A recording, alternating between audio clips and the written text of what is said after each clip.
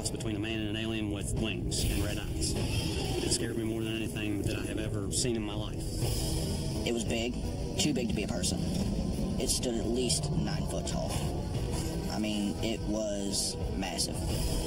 You know, if you see something floating on the top of the ground, wouldn't you, like, run for your life? Guys, get the gun. I know there's something out there. I know it's a beast. Neither one of us were sure if we were going to make it out alive.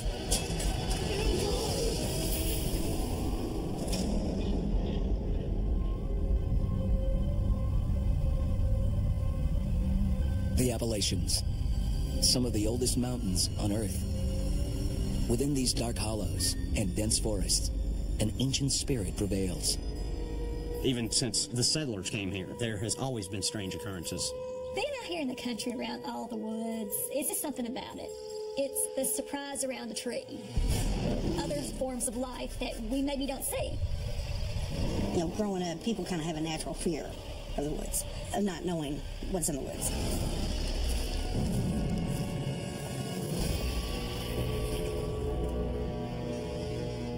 Along much of the eastern U.S. are the dark inland forests of Appalachia.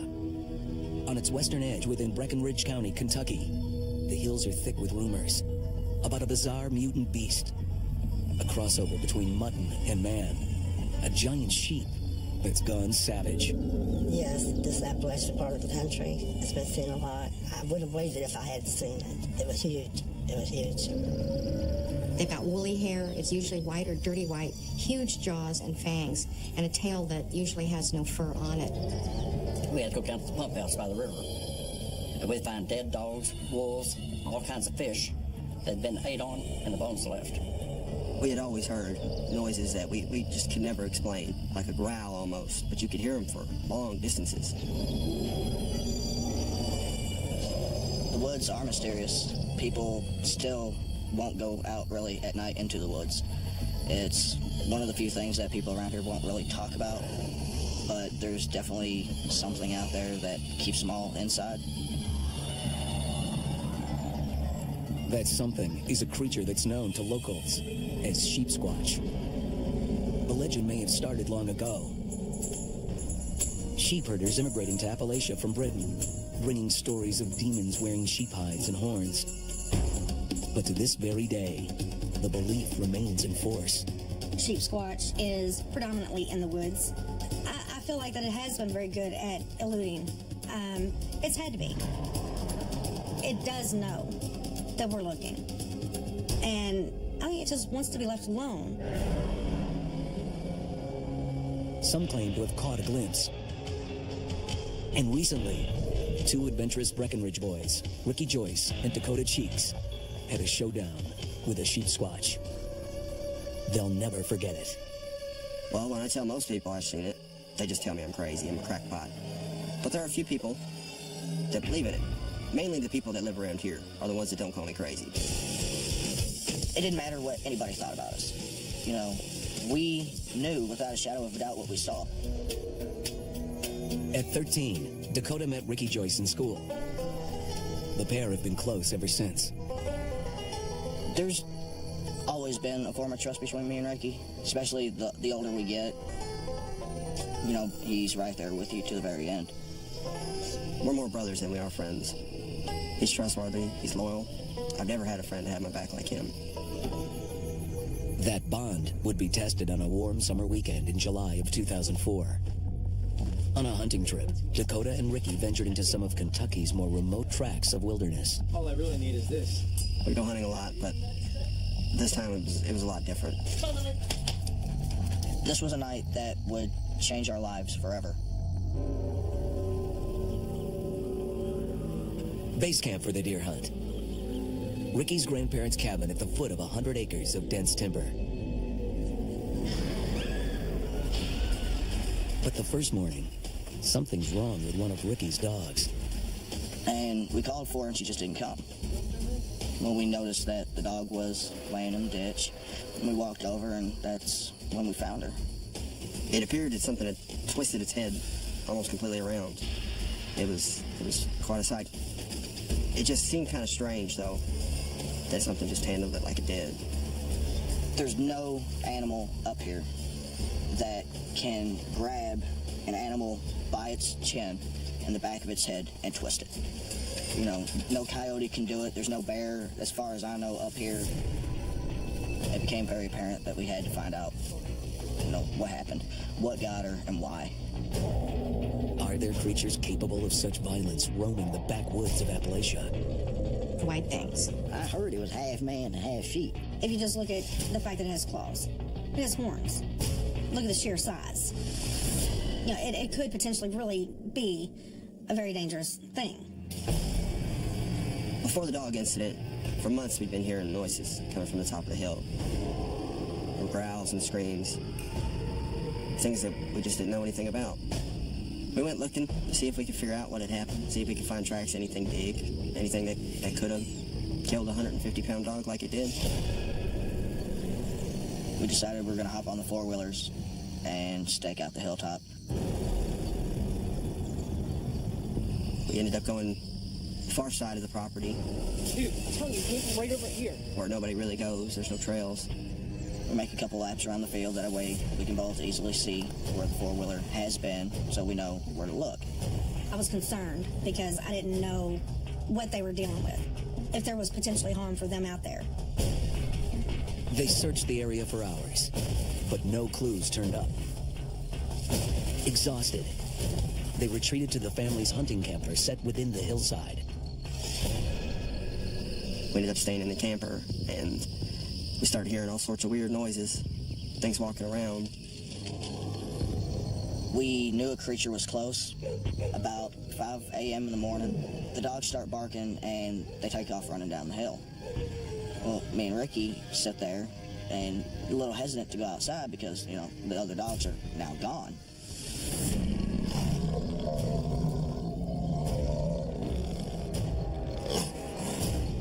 The camper that seemed a safe haven was suddenly under attack. Something actually ran into the trailer. Kind of scared the crap out of me. It literally sounded like all hell was breaking loose. It's almost like you can hear something pressing up against the side, and you can kind of hear the tin start to bend. It's just that weird, eerie metal sound. And then it was just free fall. It was like it let go, and then we hit. I was terrified. I mean, there shouldn't be anything out here strong enough to push a camper like that. When it actually moved and tipped, I wasn't sure what it was. But we knew without a shadow of a doubt that there was something there. They had started the day as hunters. Now Dakota and Ricky were feeling they were the ones being tracked. Neither one of us were sure if we were going to make it out alive.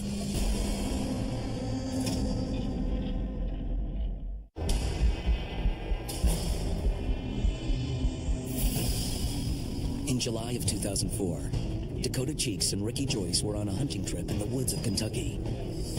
But it took a horrible turn. One of Ricky's dogs was mysteriously mangled. Then, their camper came under attack. Everything pointed to Appalachia's bizarre hybrid beast, Sheepsquatch. Anything that aggressive doesn't deserve to be here. If it can't coexist, it needs to go. At Ricky's grandparents' cabin, they gather more ammunition. I know there's something out there. I think you're my dog, man. I know it's a beast. Whatever it was, it had to be huge. We were determined to find something having that much strength. It made me want to find it more, but I knew that, you know, we couldn't just go up there in a four-wheeler and expect everything to be okay. If I had some beast that lived on my property that killed my dog already, I didn't know what to do about it. I was scared that it was going to come to my house.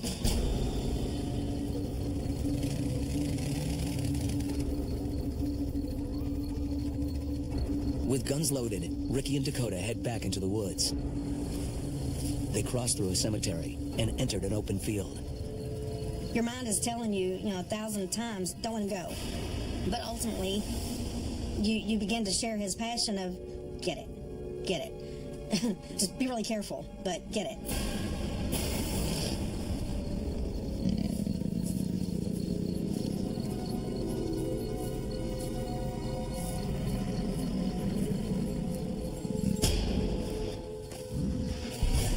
seen something standing in the field, and at first I thought it was a tree. It was tall, but it was also kind of hunched over a little bit. It was big, it was white. And its arms were long, but they were kind of out like this, and it had these long talons. It was too big to be a person. When it was on two legs, it stood at least 9 foot tall. I mean, it was massive. When it noticed us, it let out this just ungodly, gut-curling growl. It came straight at us.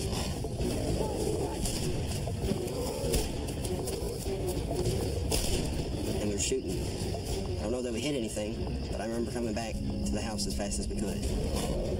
We saw sheep squatch. That's what we saw. And this wasn't the first sheep squatch encounter. Anybody in the Appalachia region could experience these type things. They may be out hunting deer or something of that nature and stumble upon a creature that they never suspected.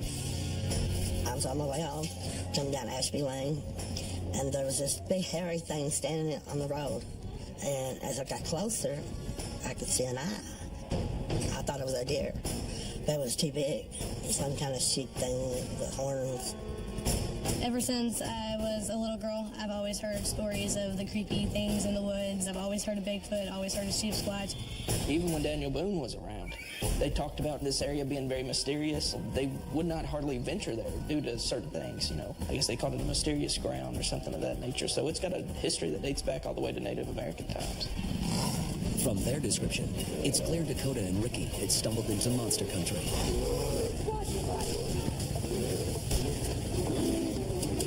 I've been in some pretty scary situations, but most situations you know what you're dealing with, and that one I didn't, so I didn't know how to react.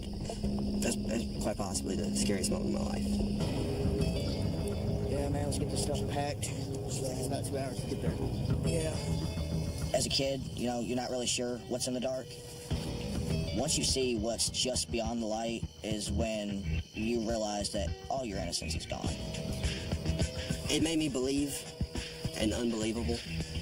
I didn't believe in myths, I didn't believe in wise tales, none of that, until I seen that. And after that, it changed my life forever. I mean, there's things out there and we don't know what they are.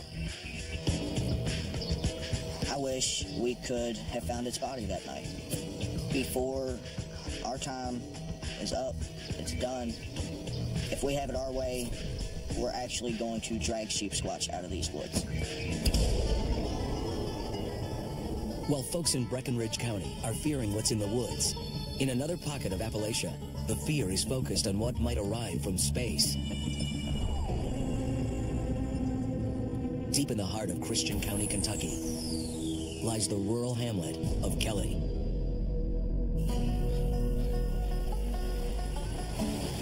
Kelly is a quiet little community. Not very many people live there. Probably about maybe 3 or 4 churches at the most, and just regular common country folk, like me. No theater, nothing. There's not even a gas station there. In the middle of this tiny speck of Appalachia lives native Geraldine Sutton Stiff. Geraldine was 8 years old when she first learned about a family secret. A terrifying alien encounter at their farmhouse more than 5 decades ago. You talk about one little kid being scared to death. I was petrified.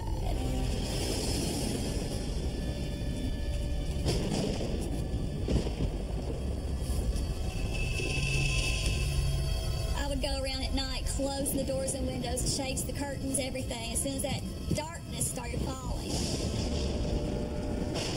This is a great American horror story. Gotta get the gun.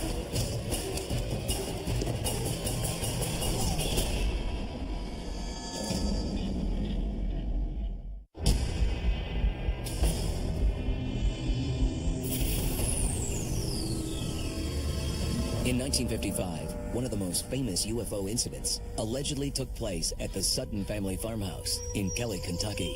This is where it happened. This is the actual property, the actual spot, you know, everything. And so it's kind of like, wow. I'll never forget the day that I learned my father's deep, dark secret. It'll be with me forever. Late in the afternoon, at Glennie Sutton's farmhouse, the family was settling in. They assumed the day was coming to an end. It was just beginning. That was Mama, Daddy, Uncle Amber, Aunt Vera, Billy Ray Taylor, and I think his wife was there. And it was me, Johnny, and Kathy, Grandma, Charles, Lonnie, and Mary. And that's, that's it. It was a house full that weekend. 14 people in that little bitty house. The only communication with the outside world they had was a radio. They were all in the house playing cards or doing something like that. And the old hound dog came running across in front of them, tail tucked, ears down, went straight under the porch. It was kind of eerie, my dad's like, okay, maybe he just got into something beehive, whatever. Didn't know what it was. But, oh my goodness. August the 21st, 1955 was a life changer for the Sutton Langford family. It all began later that night. Now, they didn't have air conditioning. They didn't have running water. So anyway, Billy Ray went out to the well to get some cold water.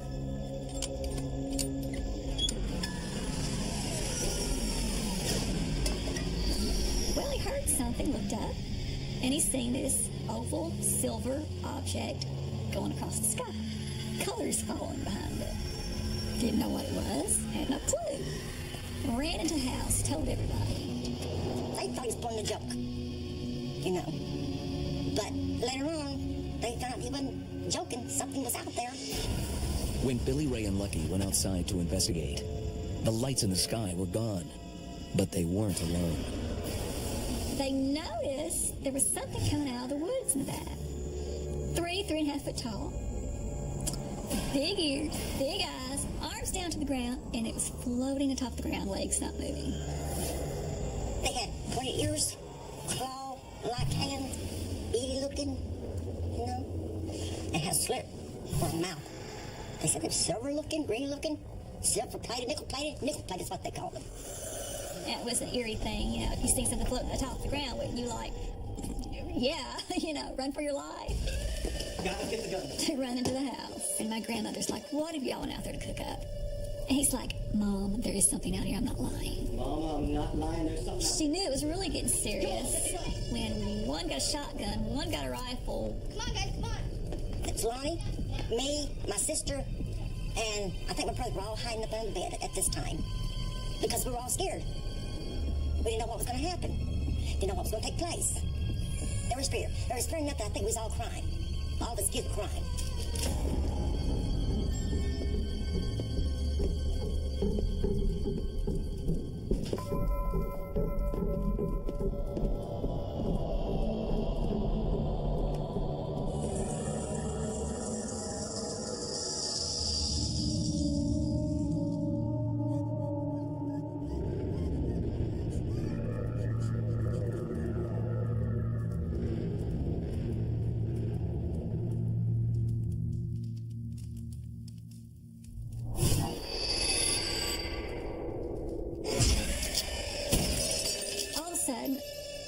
There comes one, as big as she can be. Billy Ray fires at it. JC shoots off around to the front of the house because one of them's peeking in the window, and they're just having a battle. The darn little things get shot, they drop, roll away, and then they come back. Come on, JC, come on. They were coming at the doors and windows looking in, like they were wanting to come in. You've got children there, you're going to protect them. And that's what those country boys did.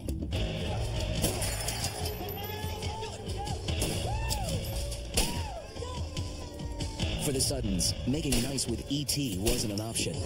They felt under attack. Shoot first, ask questions later.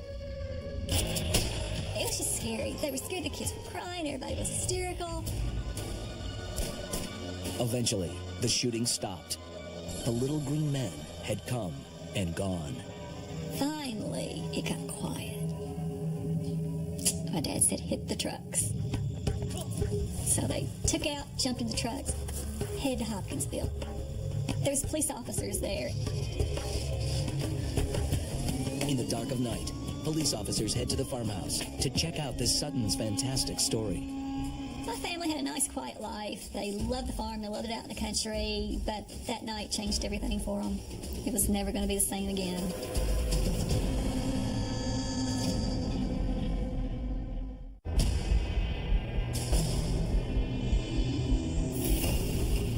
fall of 1955 in the hills of Appalachia, the Sutton family maintains that aliens from space descended on their farm. They came under attack by little green men. Local police were called in, but by that time, hardly a trace of the extraterrestrials remained. A couple of police officers noticed that in the back, where they had shot one off the fence, there was like a glowing substance on the ground. But they couldn't find any bodies. No hair, no skin, no blood. Nothing to show that anything was actually hurt or killed, except that there was evidence of gunfire. There's bullet holes, there's shells, cases all over the place. By morning, word of aliens landing at the Sutton farmhouse traveled quickly throughout Appalachia. I was getting ready to go into the 8th grade, and it was just the biggest thing that ever hit this area. Kelly had little green men running around down there flying saucers. That was something out of Buck Rogers or Flash Gordon or Superman, which was a big thing with all of us kids. The Suttons were one of the first reported close encounters. They wouldn't be the last. The Appalachia area has had several famous sightings. You get into Kentucky, you get into the Kelly Little Green Men sightings, you get UFO sightings, abductions there. Reports of flying saucers quickly became an Appalachian phenomenon. Oh, we were coming up the road here, and we looked around the curve there, and we thought it was a car light. When we got around it, it was this big orange glowing light. Well, I first thought it was an airplane, a jet. When I saw it, it was 6 feet in diameter. And it was in a circle. Reddish orange tint to it. Where did it go? It went right in the treetop. It was huge. We got all kinds of static on the radio, and the car quit. But it just sailed away. Adding to the area's excitement and fear about UFOs, classified military activities at nearby Fort Campbell, Kentucky, home of the 101st Airborne Division, and a secret nuclear arsenal. Fort Campbell wasn't very far away, and you could actually see they would do their night maneuvers, and the big flares would go up in the air at night. And so every night when they would do the maneuvers, it was like, oh my gosh, is it Fort Campbell or is it something else? From that fateful night forward, the Sutton family believed in aliens from outer space. Throughout Appalachia, UFO sightings have continued, but to this very day, Geraldine remains wary of their return. Yes, it does put a fear in you. Big time. Even now, if I'm out at night, I'll watch the sky. It's just a matter of time. You know, they're here. They're here.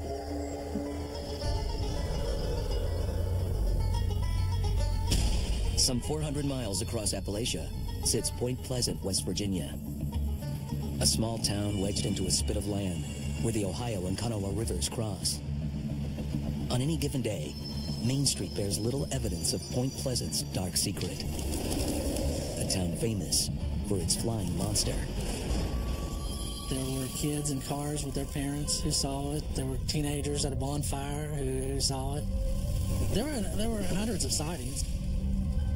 We were just out playing in the woods at night, and it looked like a cross between a man and an alien with wings and red eyes. It scared me more than anything that I have ever seen in my life.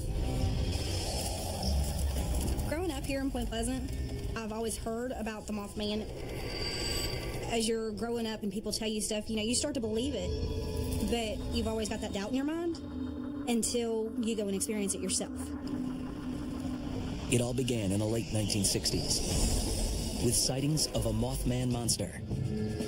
First, the location of the sightings. The TNT bunkers, a former bomb-making plant built during World War II. Well, the TNT area was an entire community, a town within itself. You can still see maps of it and see how it was a top-secret facility for making explosives. But then they let it become overgrown, and the buildings were abandoned, and the igloos were abandoned. After the war, the government no longer needed the bunkers. They were deserted, except for occasional visits by Point Pleasant teenagers, bored and looking for fun. We used to hang out and play at the TNT bunkers. That was the only thing to do around here, especially during the summer. In the fall of 1967, high school kids sneaked off to the TNT bunkers for a good time. They encountered something else.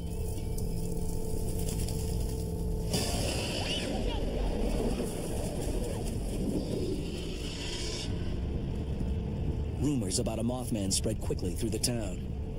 They were really serious about it and really scared. You know, they had to see something. They were too scared and too emotional not to have seen something.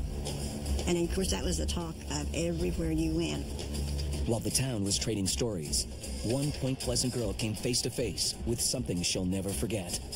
I was an innocent teenager till I saw those red eyes. I've just never been the same since then.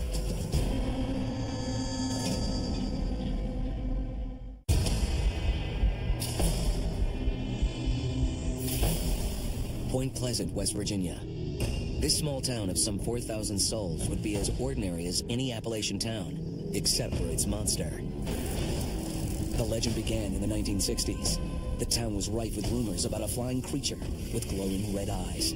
I was about 13 or 14. We didn't hear anything about this so-called Mothman until the very day that the first eyewitness at school started telling it. Faye Laporte grew up in Point Pleasant, dirt poor and one of 14 kids. A family outing to check out the rumors at the TNT bunkers bonded them in a way they never expected. My brother took us to a movie, and after the movie, we went directly up there because he was going to go find it. He was going to go up there and catch that thing and prove that it was some guys in a costume. Myself, I wasn't worried about really seeing anything because I really didn't believe in it either.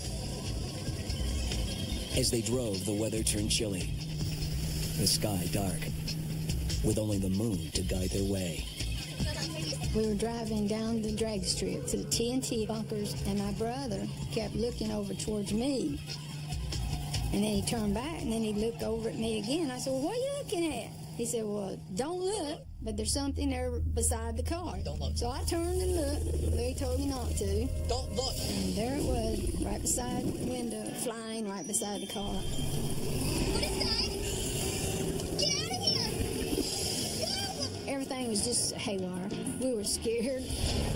Then the car came to a screeching halt. That's when they met Mothman. And that thing jumped on the hood of the car and was just looking at me. We were just more or less immobilized. And the whole time, all you could focus on was its eyes, and they were just so red. It was just beyond any red you could ever find. But when it jumped up, that's when I saw it opened up its wings just like an angel. They were that big. They looked like a bird's wings, and they just unfolded, and it just went over them bushes and into the night and was gone. Encountering the dark-winged creature known as Mothman had made believers out of the Laporte family. Yet exactly what they'd seen could not be resolved. We went back the next day because my brother wanted to go and find this thing, this creature, and it was blocked off by the military, and they wouldn't allow us in. He tried to go in, they wouldn't let him, and they got very strict and forceful. We don't need your help, appreciate it. He said, but just turn around and go and leave, and we'll take care of it. Well, I don't know why I can't go. And my brother just kept on. He said, well, I don't see why I can't go in there and help y'all find this, because I want to find it myself. You told to leave now, leave. Right, smart. And I told my brother, I said, come on, Daddy, kill us, find out we're back up here. Back to the vehicle, let's go. Turn around, let's go. Yes, there's something else out there. And I thoroughly believe that the government covered it up. And within 2 weeks, they left and said they had it and they took care of it. And nobody needed to worry anymore. When we experienced all this, to me, it was just another thing I chalked up as an unexplainable experience in my lifetime. But I know what I've seen is enough that it gives me the idea that we're not the only ones that's in this world.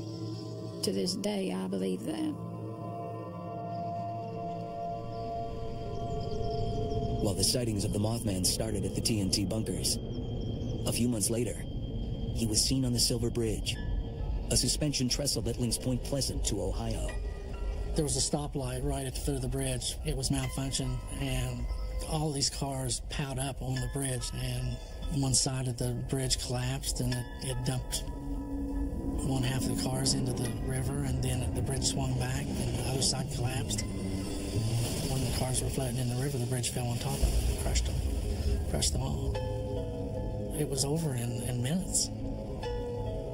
It began with a hairline crack in a single eye bar. In the end, 46 people lost their lives. The worst bridge collapse in U.S. history. Friends and neighbors went down on that bridge. My little girl in my class, third grade class, went down on the bridge with her mother. I don't really discuss the Silver Bridge. My family was on there. Devastated, completely changed me. After the bridge fell, everything was gloom, you know, and everybody here had somebody there on the bridge. A lot of people say the Mothman was here to warn us about the bridge. He was seen on the bridge a few days before it fell, but like a good omen. So he was big and ugly, people wouldn't cross it. After the bridge collapsed, few wanted to talk about the Mothman. The subject disappeared, replaced with suspicions the town was cursed. I don't really know why everything is attracted to Point Pleasant, but Point Pleasant has had its share at times of a lot of bad things happening. I believe that there is something very odd about this area, about this place. I also believe that a lot of the people that come from here, there is a dark cloud over them, no matter where they go. I don't know about anywhere else, but I do know that the paranormal people love to come here. They never leave disappointed.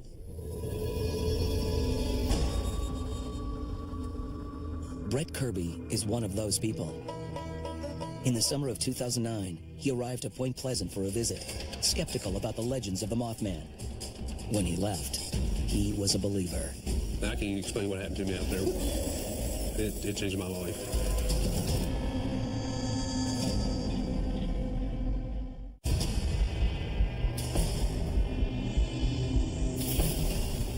Point Pleasant, West Virginia, was the setting of a daytime date for Brett Kirby and Jennifer Jeffers.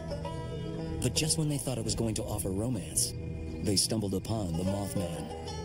He had never been to Point Pleasant, and so he came up here one day, and I took him a tour. It was really exciting, you know, that he came to see me. We went to a few different places around Point Pleasant, and then I told him, I was like, the TNT bunkers, I said, you know, they're out there, you know, and he said, well, what is it?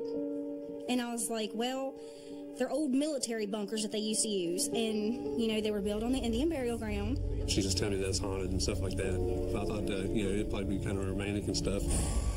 As Brett and Jennifer's dates started to heat up, they decided to check out the TNT bunkers, the site of the original Mothman encounters. The TNT bunkers were where people used to go party when we were younger and in school. Everybody always went out there, and you always heard the stories and stuff, and they always, you know, come back with, you know, we heard this or we heard that. But I thought it was just because they were drunk. I never really believed it. We arrived at the bunkers. It's probably about 5:30, 6 o'clock. The weather was probably about 75, 80 degrees outside. We went through 3 of them, and on our way back, we stopped back to the second one. When I went back into it and stuff, it felt like it was probably about 10 degrees cooler than what the rest of the bunkers felt like. I did have like a real eerie feeling and stuff, and it was just, I felt like unease for some reason. I couldn't figure it, but I couldn't pinpoint why. Wow, this place is pretty neat. At that moment, there was no sound. The only sound was like him clicking the pictures. And then he had quit clicking the pictures, and we were standing there just listening. Do you see anything? It's cold in here.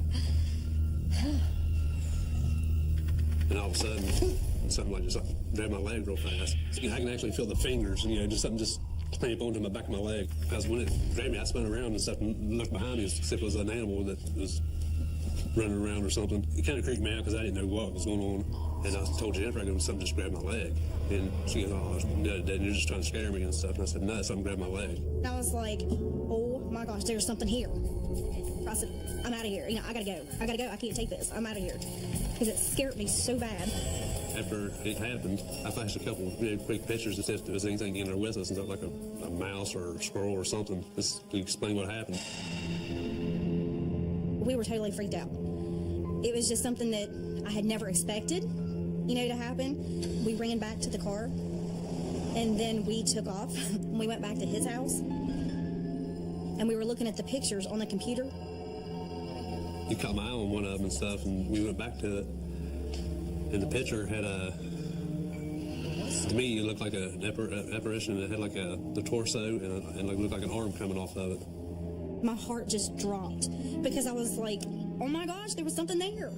There's something there. First seeing that picture, it blew my mind. I had actual evidence on my camera that there was something in that bunker besides me and Jennifer at that time. I mean, it blew me away. It turned me into a believer because, you know, I've always heard that there is demons that walk upon the earth, but I never, you know, really experienced it in myself until that moment. Some 40 years ago, a dark-winged Mothman descended to Earth in Appalachia. Some were terrified. But in the wake of a horrific bridge collapse, the monster came to be seen as a messenger, a prophet to warn about imminent disaster. If a recent sighting is to be believed, the creature is still here. It made us both believers of the spirits and what, you know, can happen that we never believed would. Because that's something that, you know, you'll never forget.